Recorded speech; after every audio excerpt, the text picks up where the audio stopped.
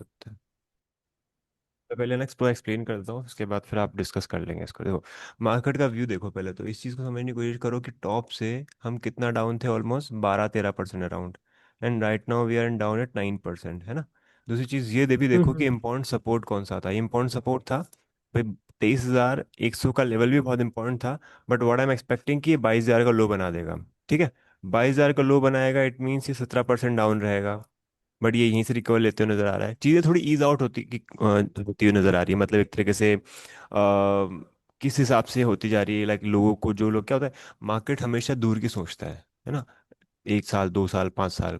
And कुछ investors या कुछ जो बड़े फंड होते हैं, वो क्या देखते हैं, वो ये देखते हैं क्या वैल्यूएबल चीज़ें मिल रही है, मुझे मुझे डिस्काउंट में मिल रही है। हम डिस्काउंट में क्या खरीदते हैं, कपड़े खरीदते हैं हम लोग। बट ये चीज़ें जब उनके फेवरेट स्टॉक्स डिस्काउंट में मिलते हैं, तो वो बहुत अच्छी खासी बाइंग करते हैं। तो वो लोग हैं जो कहीं ना कहीं ऐसे स्टॉक्स इस ऐसे लेवल पे बाय कर रहे हैं। वो उनको लग रहा था कि यार एसबीआई एक लेना है। एक मिनट, एक मिनट, एक मिनट। हाँ हाँ। तन्वी जरा ये मेरे को ये बीच से हटा देना।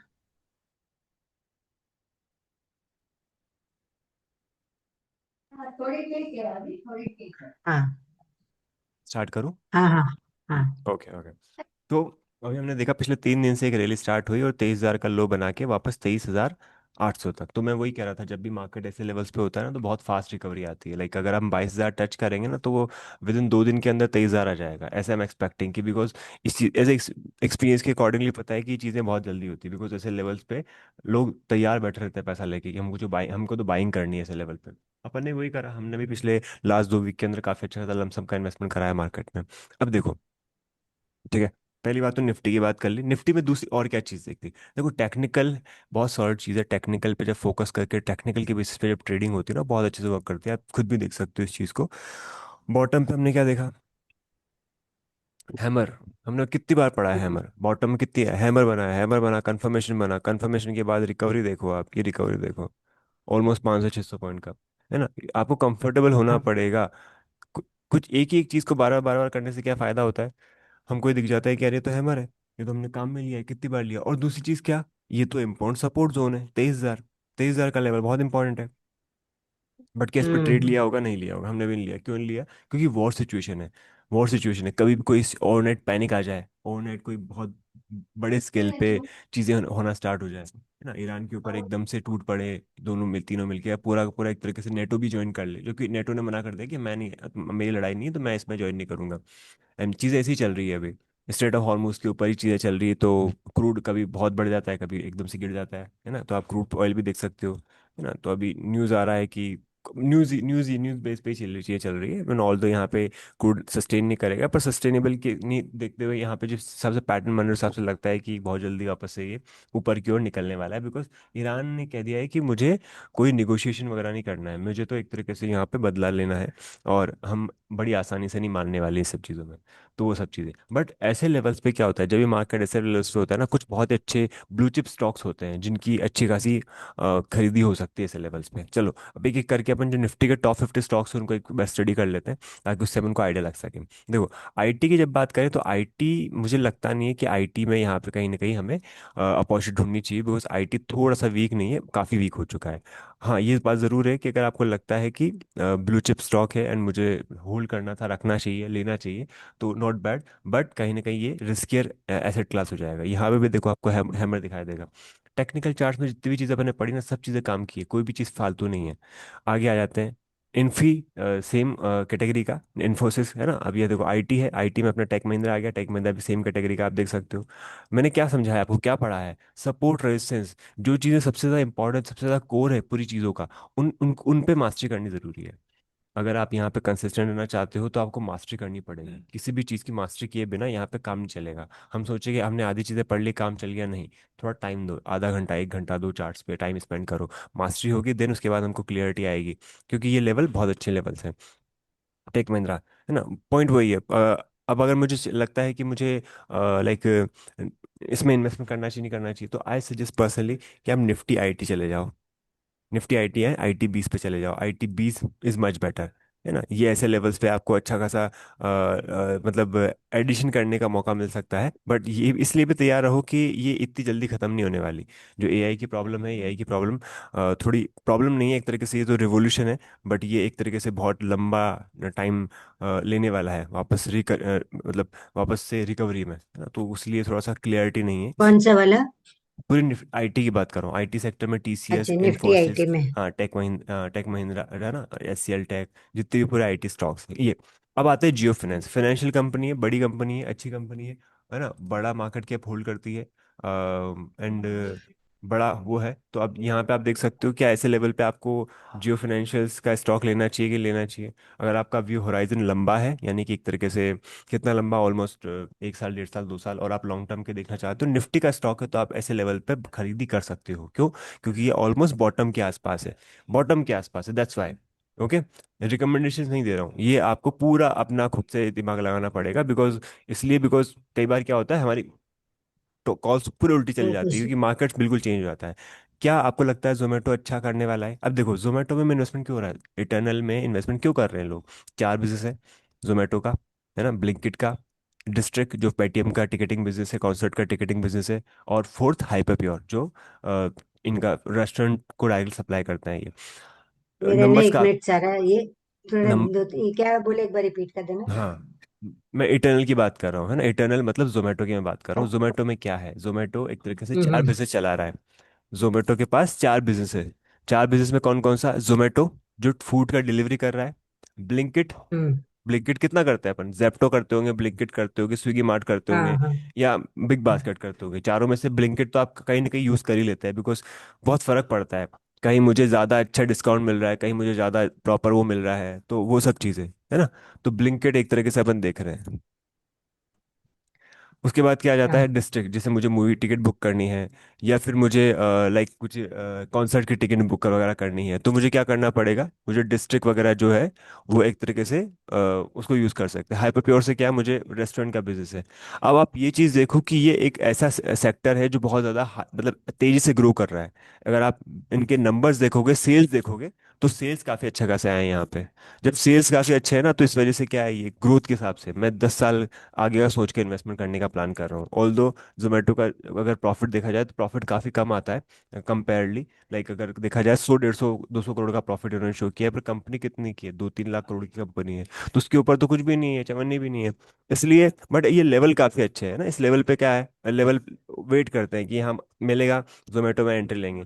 बस जोमेटो को इस हिसाब से यहाँ पे लिया जा रहा है एक तरीके से, जोमेटो को इस हिसाब से लिया जा रहा है। साथ ही आप ट्रेंड लाइन भी लगा के देखो, ये सब चीज़ें काम करती है आपस में, अगर आप इनको हम्म। ध्यान रखोगे। ये सारी चीज़ें एक दूसरे से जुड़ी हुई काम करती है ये। टीसीएस की बात करता हूँ मैं, अब टीसीएस सेम वही जायंट है, सबसे बड़ा मार्केट के होल्ड करके बैठा हुआ है, तो कहीं ना कहीं एक्सपेक्ट कर सकते हैं कि 2250 का जो लेवल है एक इम्पॉर्टेंट लेवल होगा। बट वही पॉइंट है, यहाँ पे कोई रिकमेंडेशन वगैरह नहीं होनी चाहिए, यहाँ से थोड़ा अवॉइड करना। विप्रो के देखो, विप्रो भी सेम ऐसे लेवल पे बैठा हुआ है जहाँ से कहीं ना कहीं रिकवरी कर सकते हैं, बिकॉज सपोर्ट लाइन। हमने क्या टेक्निकल पढ़े, तो टेक्निकल के हिसाब से अपन सोचे चीज़ों को, है ना, क्योंकि कई बार हम एक स्टोरी में फंसे रह जाते हैं। कुछ लोग कहते हैं कि नहीं, बड़ा वीकनेस है, बड़ी वीकनेस है, बड़ी वीकनेस है, दूर हो मार्केट से, कुछ कहेंगे नहीं यहाँ तो अपॉर्चुनिटी है। दोनों के अलग अलग व्यू है ना। जो कई लोग मार्केट में जो अभी बिल्कुल नॉर्मल है, वो कहेंगे अरे खराब मार्केट है, क्या इन्वेस्टमेंट करना, सब फालतू पे बचा चाहिए, एफडी कर लो आप तो इससे अच्छा। बट ऐसी जगहों पे भी कई लोग इन्वेस्टमेंट ढूंढ रहे हैं, अपॉर्चुनिटी ढूंढ रहे हैं। क्यों ढूंढ रहे हैं? बिकॉज ये सही सबसे अच्छे लेवल है ना। वॉरेन बफेट का एक फेमस सा कोट है, वॉरेन बफेट ने क्या कहा, वो फेमस कोट क्या है वो, कि buy when others are fearful, sell when others are greedy. Buy when others are fearful, ये देखो, ये कोड निकाल रहा हूं मैं आपके सामने। क्या है ये? क्योंकि इन्होंने क्या है, अपनी पूरी इन्वेस्टमेंट जर्नी से ही तो ये चीज सीखी है। क्या कहा, है ना, be fearful when others are greedy and be greedy when others are fearful. ठीक है, जब सब में सबको डर लग रहा हो कहीं ना कहीं मार्केट खराब है, तो वहां पे इन्होंने क्या कहा, इन्होंने कहा ग्रीडी हो जाओ। और जब सब लोग ग्रीडी बन रहे हैं, अरे मार्केट तो टॉप बना है, टॉप बना है, टॉप बना है, टॉप बना रहा है, वहां पे क्या कहा इन्होंने, बेच दो, निकाल दो। अभी जैसे इनका पोर्टफोलियो की बात करूँ, तो इन्होंने काफ़ी अच्छा खासा कैश यहाँ पे पाइल कर रखा है। उनको लगता है कि जहाँ पे अपॉर्चुनिटी मिलेगी वहाँ पे इन्वेस्टमेंट वगैरह करूंगा, है ना। एप्पल के स्टॉक भी उन्होंने सेल करे हैं, बहुत सारी चीज़ें स्टॉक सेल करें, बर्कशायर का अलग से आप देख सकते हो। तो पॉइंट यही ये समझाने का कि जब मार्केट में ऐसे सिनारियो बने जब हर कोई ग्रीडी हो, क्योंकि अब भीड़ चाल नहीं करना ना, सब लोग डरे हुए हैं, तो मार्केट में कहीं ना कहीं अपॉर्चुनिटी तो होगी। तो वही चीज़ है, इसलिए मार्केट कहीं ना कहीं यहाँ बॉटम से आप देख सकते हो, बॉटम से आप देखोगे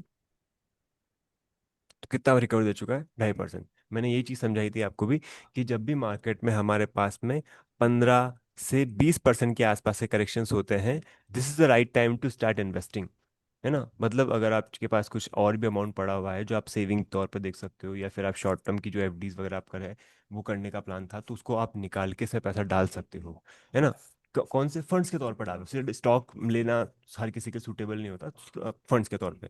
अगर आपके पास में 25 से 30 35% का अगर करेक्शन आ रहा है, तो ये रेयर अपॉर्चुनिटी है। रेयर अपॉर्चुनिटी मतलब कि ये बहुत ही 3 4 5 3 4 साल के अंदर अंदर आती है। अगर आपके पास करेक्शंस हो रहा है 35 से 50% का, 55% का अगर आपके सामने करेक्शन हो गया ना, it's a life once in life time opportunity कहता हूँ मैं इसको। Once in life time opportunity का मतलब ये नहीं है, वैसे 2008 में भी अपॉर्चुनिटी आई थी, कोविड में भी अपॉर्चुनिटी आई थी, 2001 में भी अपॉर्चुनिटी आई थी, बट हर एक इंसान का एक span of life time life होता है, जब उसको दिख रहा होता है कि हाँ ये मेरे पास पैसा पड़ा हुआ है, सब कुछ है और आई कैन इन्वेस्ट। तो ये सबसे अच्छा टाइम होता है 35 से 55% का।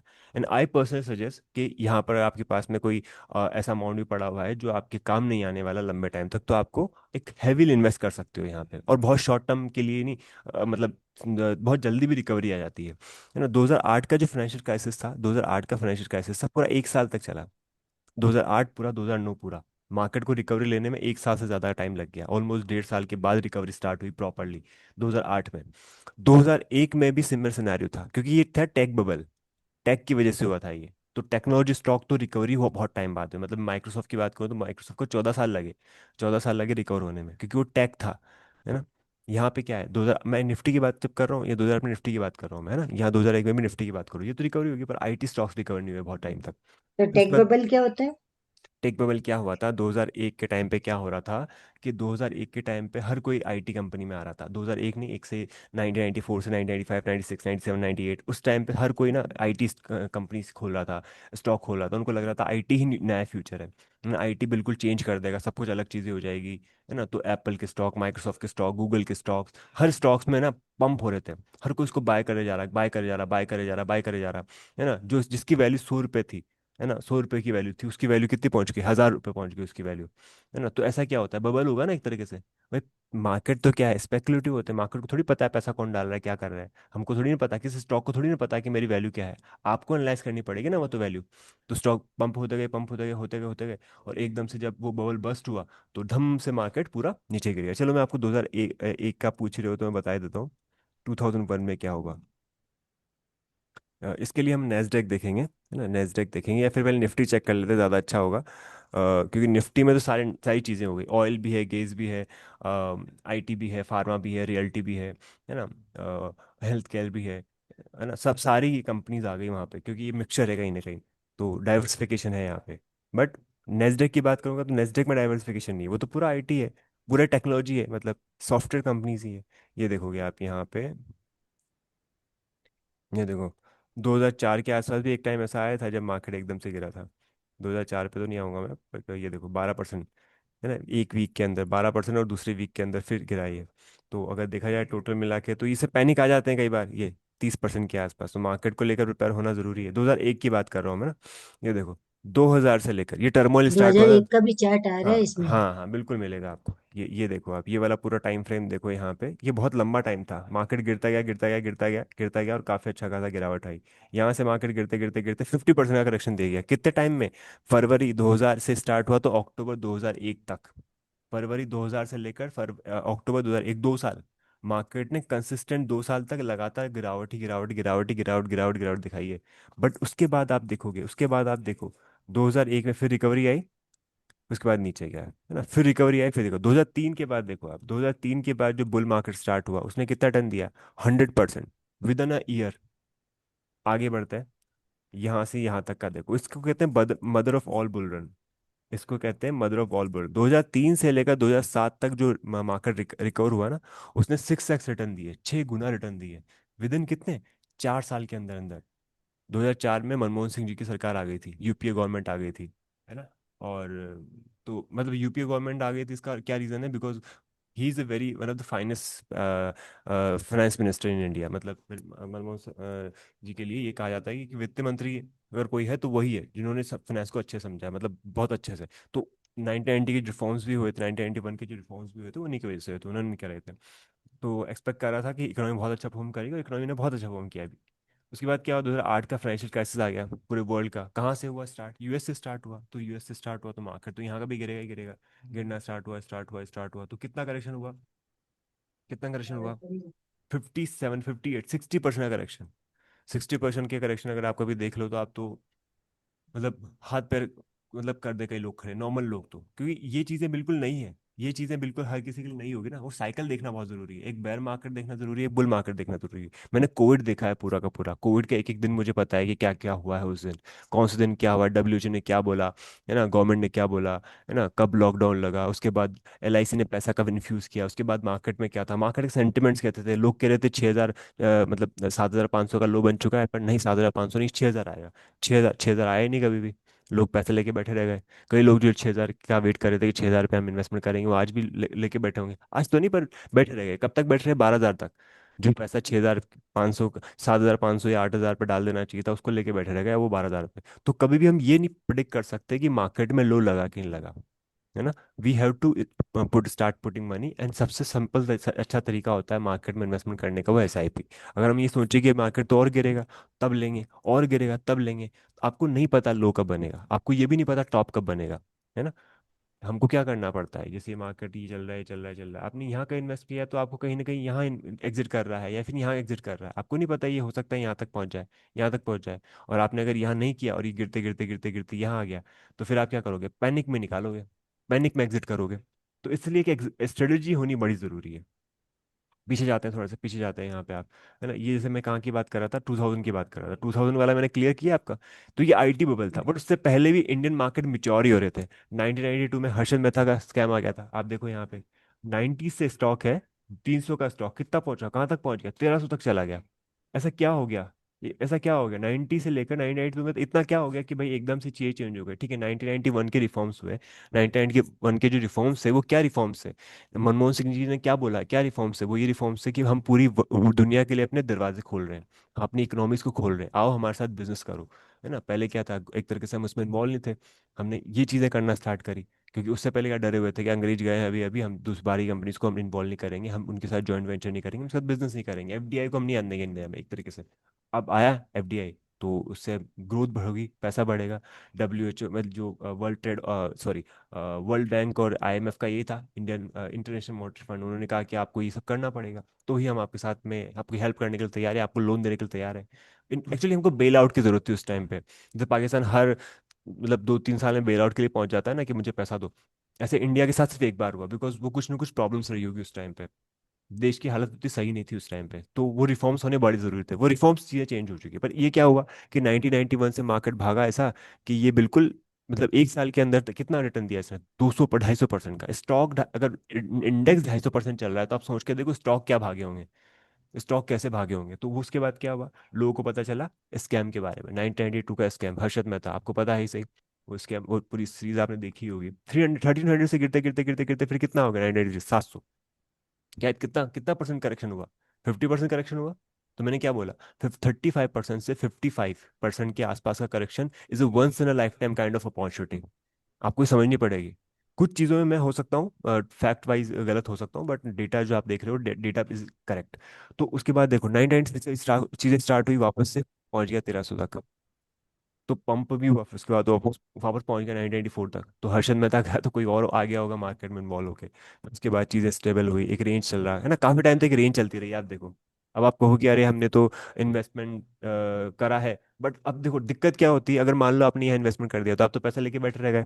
यहाँ कर दिया टॉप पे, यहाँ कर दिया टॉप पे, यहाँ कर दिया टॉप पे। बट अगर आप एसआईपी करते हो तो उसका बेनिफिट क्या मिलता है? एक एसआईपी यहाँ कटेगी, यहाँ कटेगी, यहाँ कटेगी, यहाँ कटेगी, यहाँ, तो एवरेजिंग होती जाएगी आपकी properly. And what we do, will do lump sum here. मेरा काम क्या है लमसम का? यहाँ कराऊंगा मैं आपसे, यहाँ यहाँ, यहाँ पे, यहाँ पे।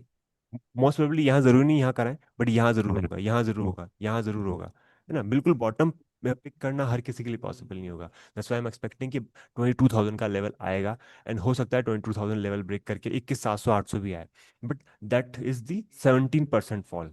टॉप से 17% का फॉल आ जाएगा एक तरीके से, जो एक बहुत अच्छा फॉल होगा एक तरीके से।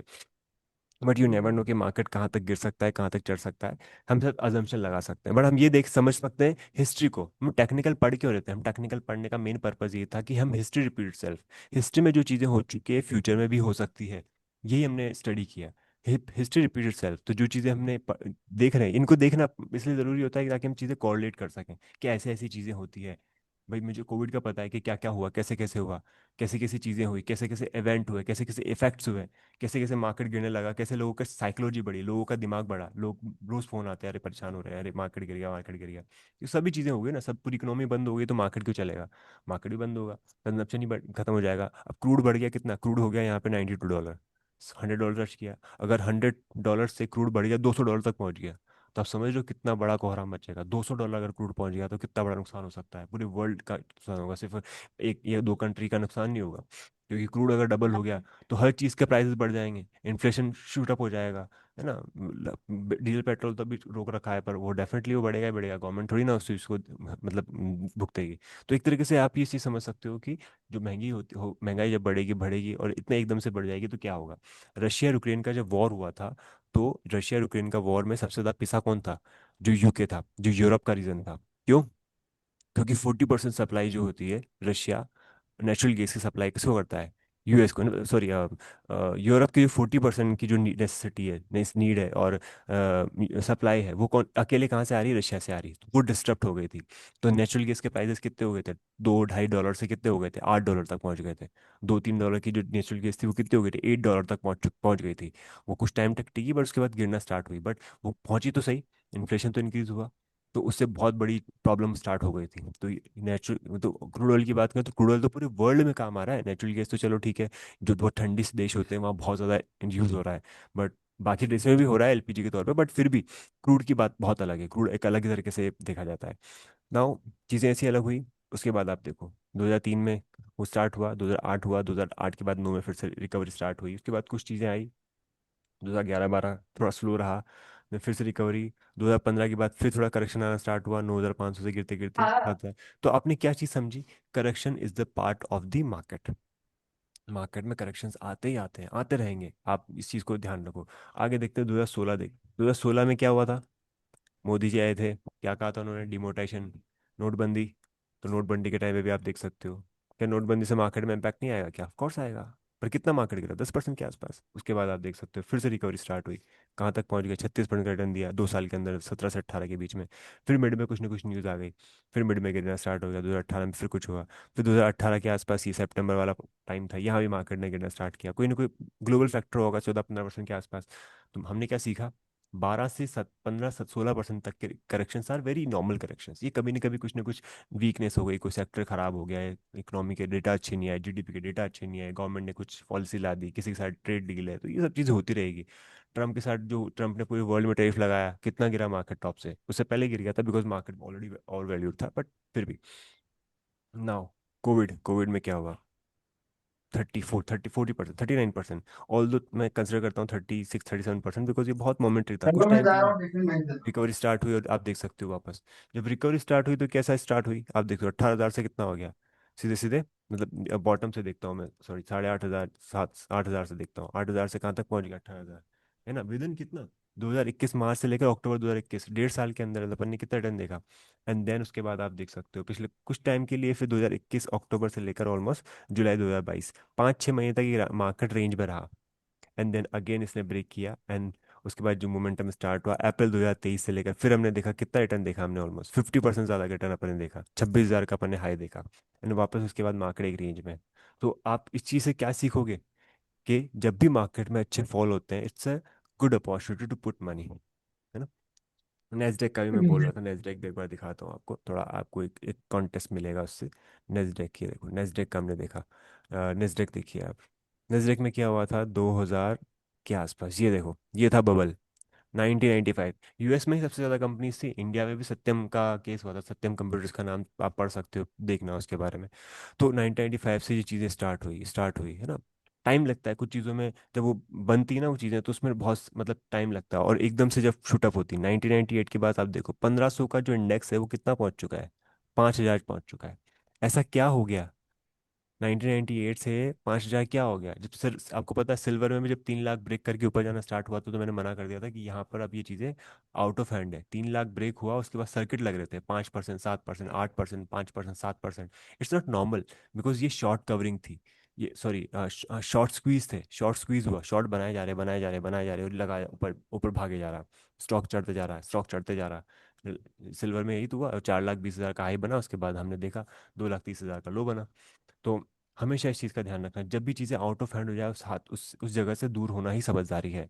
क्योंकि अगर आप उसमें फंसे रह गए तो वो एक बहुत बड़ा इम्पैक्ट हो सकता है। लकीली आप पैसा बना लो, लकीली, है ना, बट ये लक बहुत कम लोगों का चलता है इस टाइम पर। नाउ अगर हम देखें फिर वापस से 1998 से हमने देखा कहाँ तक, ये देखो टॉप बना के था 2000 में, है ना, 2000 बना, 2000 में। उसके बाद देखो 5000 से हम्म। गिरते गिरते इंडेक्स कितना आ गया, 1000।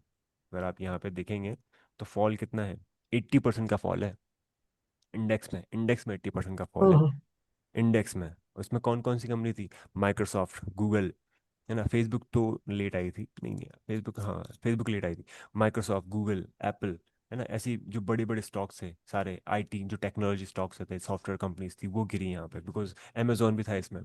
एंड उसके बाद फिर चीज़ें स्लो हो गई, ये बिल्कुल सॉर्ट आउट हो गया। तो ऐसी जगहों पे कहाँ पे किसने इन्वेस्टमेंट करा होगा? वॉरेन बफेट इन्वेस्टमेंट करा होगा, बिकॉज क्या है, फिलोसफी बनी हुई है इन्वेस्टमेंट्स की, कि when others are greedy be fearful, when others are fearful be greedy.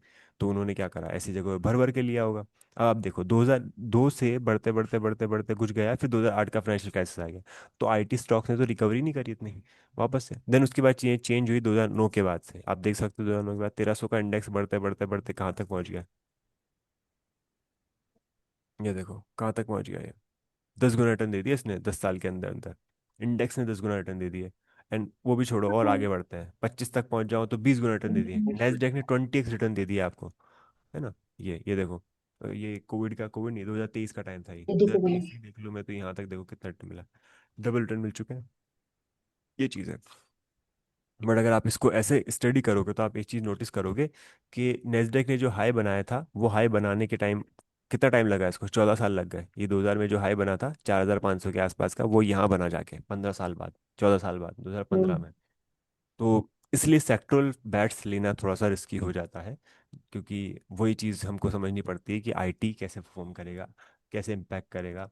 क्योंकि वहाँ उस टाइम पे भी ऐसी चीज़ें हो चुकी है। एप्पल ही देख लेते हैं, एप्पल एप्पल क्योंकि जो कंपनी ऐसी थी जो स्ट्रांग थी, फाइनेंशियली स्ट्रांग थी, वो तो इतनी गिरी नहीं, बट जो वीक थी वो ख़त्म भी हो गई। जैसे 2008 के फाइनेंशियल क्राइसिस में कई सारे बैंक बंद हो गए। लेमन ब्रदर्स का नाम सुना होगा आपने, लेमन ब्रदर्स। लेमन ब्रदर्स का नाम ही खत्म हो गया, बंद हो गया, वो कंपनी बंद हो गई। मैं आपको एक मूवी सजेस्ट करता हूँ, आपको इंटरेस्ट आएगा उसको देखने में, the big shot. The big shot, ये मूवी बहुत देख सकते हो आप, बहुत अच्छी मूवी है। इसमें काफ़ी चीज़ें समझाई गई, 2008 का पूरा फाइनेंशियल क्राइसिस हुआ है इसके अंदर। इससे पहले एक और थी मार्जिन कॉल, उससे पहले आई है। थोड़ा सा टेक्निकल चीज़ें ज़्यादा है इसमें, but big shot is very entertaining, आप देख सकते हो इसको। तो इसमें समझाया गया है कैसे क्या होगा। ओके, नाउ उसके बाद हमने क्या देखा यहाँ पे, एप्पल का बात कर रहा हूँ ना मैं, एप्पल एप्पल एप्पल एप्पल, ये देखो, ये एप्पल की बात है। ये देखो कितना था ये, अभी तो स्प्लिट बहुत बार हो चुका है, इसलिए $1-2 दिखा रहा होगा आपको ये। तो ये 1.3 डॉलर के आसपास पहुंच गया, उसके बाद गिरते गिरते गिरते ये 75%, 80%। तो जिन लोगों ने उस टाइम पे पैसा लगाया होगा उनकी तो हालत बिगड़ गई।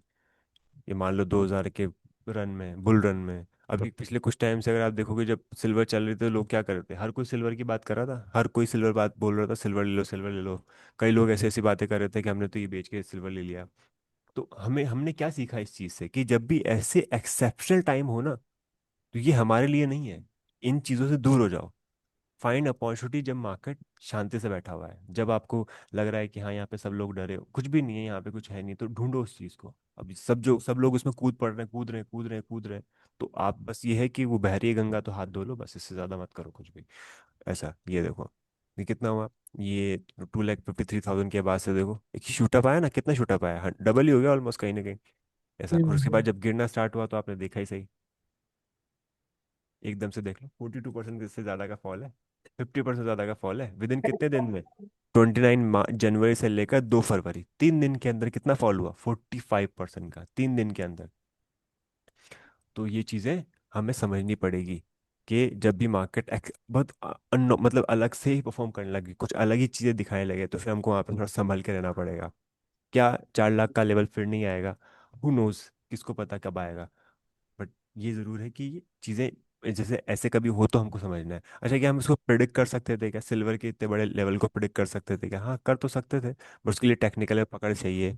ये देखो, जैसे ये वाला लेवल था, कौन सा लेवल? $30 का लेवल था। उसके बाद ये वाला लेवल था अमाउंट, $48 का लेवल था। $48 का लेवल ब्रेक हुआ तो $100 तक चला गया सिल्वर। राइट। प्लानिंग कहाँ करनी थी? प्लानिंग यहाँ करनी थी, यहाँ करनी थी प्लानिंग, यहाँ करनी थी प्लानिंग। जब हम डेटा स्टडी करते हैं, जब हम हिस्ट्री को स्टडी करते हैं, तो हमको पता चलता है कि ऐसी चीज़ें हो चुकी है, ऐसी चीज़ें होंगी। जैसे गोल्ड का मेरा खुद का ही पर्सनल ये ओपिनियन था कि हमने गोल्ड के डिस्कस किया था, तो गोल्ड में बड़े लेवल ब्रेक हुए थे। ये गोल्ड के बड़े लेवल कौन से? $2000 के। कैसे? देखो यहाँ पे देखो, 2011 में क्या लेवल बना? 1800, 1900, 2000 के आसपास। एंड वापस 2020 में भी लेवल देखो। अब अगर जिन लोगों ने 2011 में गोल्ड लिया होगा, क्योंकि इंडिया में 2011 से 20 के बाद प्राइस बढ़ा, उसका रीज़न क्या था? क्योंकि हम बाहर से इंपोर्ट कर रहे हैं गोल्ड को, यूएसडी आईएनआर भी तो बढ़ा, तो हमारा रुपया भी बढ़ा नहीं, मतलब इस तरह से गिरा, बट हमारा गोल्ड का प्राइस तो हमको बढ़ते हुए नजर आएगा ना वहाँ पे, मल्टीप्लाई करके तो आता है। तो आप देखोगे तो बढ़ा एक तरीके से, बट जो बाहर के लोग हैं उनको तो कुछ रिटर्न नहीं मिला। 2011 से अगर किसी ने इन्वेस्टमेंट कर दिया, उसके बाद तो उसको 2020 में रिटर्न दिखना स्टार्ट होगा। आप खुद देखो ना यहाँ पे, सेम प्राइस है, $1800, $1900 के आसपास, वो यही डॉलर है। देन उसके बाद जो मोमेंटम मिलना स्टार्ट हुआ, 2000 से भागना स्टार्ट हुआ, 5500 तक भागा था। क्या देखा? टेक्निकल के बेसिस पे क्या चीज़ें पकड़ी जा सकती है? पकड़ी जा सकती है, हम्म। क्योंकि डेटा हम कितना स्टडी कर लेंगे, हम दुनिया भर का डेटा थोड़ी देख सकते हैं। ये देखो यहाँ पे 1980 में भी ऐसा हुआ था, 1970 में जब गोल्ड स्टैंडर्ड हटा दिए थे। उसके बाद आप देख सकते हो ये पूरा का पूरा टाइम जोन, 1996 से लेकर ऑलमोस्ट 2004 तक, 10 साल कुछ नहीं हुआ। ये ये स्टडी 2008 का कैसे हुआ, गिरा मार्केट, फिर ऊपर बढ़ना स्टार्ट हुआ। फिर उसके बाद आप देखो, ये ऑलमोस्ट अगर 2011 से देखूँ मैं, 12, 13, 14, 15, 16, 17, 18 तक, तो प्राइसेस वहीं के वहीं हैं। पर अगर हम इंडियन मार्केट में देखेंगे तो प्राइस तो बढ़े हैं। क्यों बढ़े हैं? क्योंकि यहाँ पे क्या है, मल्टीप्लाई होता है ना। 5000 को मल्टीप्लाई करूंगा किससे? 92 से, एंड इम्पोर्ट ड्यूटी ऐड करूंगा, हम्म। तो उस हिसाब से प्राइस आएगा आपके सामने। ऐसा है। तो इन चीज़ों को स्टडी कर, 2017 आप देख लो, ये 2015, 16, 17, 25,000 के आसपास का गोल्ड, 32,000 जाता था, 32,000, 30,000, 32,000, 31,000, 34,000। उसके बाद 20 में पहुंच गया 54, एंड 54 से फिर काफ़ी टाइम तक 54, 53, 50, 54, 53, 50, 60। 60 के बाद से तो फिर आप देख ही सकते हो, रेसिस हिस्ट्री हम सब जानते हैं, 2024 के बाद से तो मार्केट ने एक अलग ही जोन दिखाया है। तो हमें इतना बड़ा व्यू, इतना बड़ा होराइजन रख के ही चीज़ें करनी पड़ेगी। अब जैसे हमने पूरा डिस्कशन किया क्लास का, इसलिए मैं करना चाह रहा था कि पूरी आपको एक आइडिया मिल जाता है। एंड साथ साथ इससे स्टॉक्स भी हैं जो कहीं ना कहीं ऐसे लेवल्स पे आपको अच्छी खासी वैल्यू प्रोवाइड करते हैं। कौन से स्टॉक्स? जिनके R O C R O अच्छे हैं, जिनके अर्निंग्स अच्छे हैं, जिनके नंबर्स अच्छे आए हुए हैं, इन कंपनीज को हम पहले से सिलेक्ट करके रखो। L&T is one of a kind of company, Bharti Airtel is one of a kind good company, Mahindra and Mahindra is a good company, Eternal is a good company but a little risky, है ना। Adani enterprise is a big group, but I am not recommending and discussing about this ना। Axis bank is a decent ना, Titan is a big and very reputed and सब कुछ सही है। Ayesha motor consistent performer, अच्छा खासा अर्निंग्स है, अच्छी खासी ग्रोथ है। Hindalco is a good, JSW steel is a good number, अच्छी कंपनी है, बढ़िया है। मारुति डिसेंट है। रिलायंस इज अ जाइंट, तो रिलायंस इसके बॉटम पर है, तो बहुत ही अच्छा लेवल है लेने लायक, है ना। जैसे आप देख लो रिलायंस, ये देखो बॉटम पर है, बॉटम के आसपास ही है, तो यहाँ से रिकवरी आती है तो आपको डेफिनेटली एक अच्छा अमाउंट बनेगा। Shriram finance is a decent one, काफ़ी बड़ा रन देख चुका है, ट्रेंड थोड़ा सा रिस्की है, नहीं करना चाहिए, है ना। HDFC लाइफ वैसे डिसेंट कंपनी है, तो आप देख सकते हो। तो जब भी कोई ऐसी बड़ी कंपनी में अच्छे फॉल होता है, तो ये तो बढ़िया लेवल्स होते हैं। ऐसे लेवल्स पे क्या करते हैं? ICICI big and decent in one company, Max Life, ये सब चीज़ें। अभी निफ्टी के 50 स्टॉक देख लिए, 500 स्टॉक भी देख लो। अब आपको एक एक कंपनी से लेके ढूंढनी पड़ेगी, चेक करनी पड़ेगी, है ना। यहाँ पे कि हाँ ये कंपनी अच्छा कर सकती है, कंसिस्टेंट। अभी आप BSE और MCX के चार्ट खोल के देखो, कोई फर्क ही नहीं पड़ा उनको इस मार्केट के फॉल से। ये BSE और MCX का चार्ट में खोल के देखो, क्योंकि numbers is too good, profits are too good. ये देखो, कोई फर्क ही नहीं पड़ा। ये देखो, कल भी चला था, आज भी चला होगा। आज कितना चला? हाँ, आज सिर्फ आधा 1% चला, कल कल 3% चला था। MCX देखो आप, वो 1,21,000 करोड़ की कंपनी बीएससी, और एक 61,000 करोड़ के आसपास की कंपनी है। देखो बीएससी भी टॉप पे बना रहा है, बिल्कुल ऑल टाइम हाई पे बैठा हुआ है अभी। तो हमको ये चीज़ देखनी पड़ती है। एमएमटीसी है अब ये थोड़ा सा मिसलेनियस कंपनी में से आ जाता है, तो ये आज अच्छी चली 17-18%। जेबीएम है ना, ये अब इन कंपनीज का डिस्कस नहीं करूंगा बिकॉज ये Nifty 500 वाली कंपनीज है, तो ये आपको पर्टिकुलरली एक एक करके देखनी पड़ेगी, चेक करनी पड़ेगी। एंजल वन 234 के आसपास है, बिल्कुल बॉटम था, बॉटम के आसपास का मौका मिला, एंड यहाँ से आप देख सकते हो इसमें मोमेंटम मिला, बॉटम है ये, अच्छा लेवल है ये। देखो अच्छा लेवल है ये, इस लेवल के आसपास से रिकवरी आ रही है। So what we can expect कि हाँ ये यहाँ तक 17-18% के आसपास रिटर्न दे सकता है ना, अच्छा नंबर से। और इलेक्ट्रा ग्रीनटेक आप देख सकते हो, मैंने डिस्कस किया था, ऑल्दो डिस्कस करने के बाद चला नहीं, पर ये वैसे नंबर्स बहुत इंपॉर्टेंट है, नंबर्स कैसे आ रहे हैं। वेल्सपन किंग करके जो कंपनी है, वेल्सपन लिविंग लिमिटेड, आप देख सकते हो इसको भी। ये पर मतलब जस्ट देख सकते हो का मतलब ये नहीं कि जाके ले लो। इनमें बहुत सारी चीज़ें मैंने फिल्टर करना सिखाया है, जो बताया है वो आप यूज़ करो। तो यहाँ पे बहुत अच्छे अच्छे अच्छे स्टॉक्स हैं जो हम अच्छे खासे करेक्शंस में एक्सपेक्ट करते हैं कि हाँ ये मिलेगा तो लेंगे इसको। Now in market at the correction, तो हम उसको देख सकते हैं। Paytm, Paytm is a good one, अच्छे नंबर्स आए हैं। इसके फ़ोन पे ने थोड़ा अपना आईपीओ डिले कर दिया है, तो उसका बेनिफिट कहीं ना कहीं पता नहीं देख रहे कि नहीं देख रहे, बट हो सकता है ऐसा है। फ़ोन पे भी अपना आईपीओ लेके आने वाला था बहुत जल्दी। जी, it's Paytm, it's good stock. Trend line का ब्रेकआउट एंड जो चीज़ें मैंने पढ़ रखी है उन्हीं चीज़ों को इन्वॉल्व करके आप देख सकते हो कि क्या यहाँ पे मौका मिल सकता है कि नहीं मिल सकता। यहाँ बॉटम पे अगर आप देखोगे आर्ली चार्ट में आपको हैमर दिखाई देगा, दैट इज़ दी केस, है ना। और ये देखो, ये भी देख सकते हो कि इम्पोर्टेंट लेवल है या नहीं, इम्पोर्टेंट लेवल है, रेजिस्टेंस रेजिस्टेंस है, तो ये सपोर्ट की तरह वर्क करेगा ना। ये रिकवरी देगा 27-28% के आसपास का, तो हम इसको वैसे देख सकते हैं। बट ये ऐसे लेवल पे जो इन्वेस्टमेंट करने वाले लोग हैं, वो लोग कौन है, वो ठीक है तो प्रिपेयर है, 5-7-10% का फॉल भी आ जाएगा तो दे आर प्रिपेयर कि हाँ ठीक है कोई दिक्कत नहीं, रख लो, पर चलने दो, पैसा वाला सीन है उनका। अब बताओ, कोई आपको डाउट्स वगैरह है इसमें, कोई क्वेश्चन वगैरह? नहीं, अभी तो ऐसे नहीं है। है ना, ये रिकॉर्ड भी हो चुका है, मैं आपको सेंड भी कर दूंगा, यूट्यूब पे भी डाल दूंगा, तो फिर से उसको स्टडी कर सकते हैं, चेक कर सकते हैं। सुन के वापस वो करूंगी।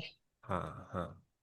थोड़ा लिखते भी रहेंगे ना, तो समझ में भी आता रहेगा वो फिर। हाँ हाँ, वो तो ज़रूरी है, वो हम्म। बहुत ज़रूरी है।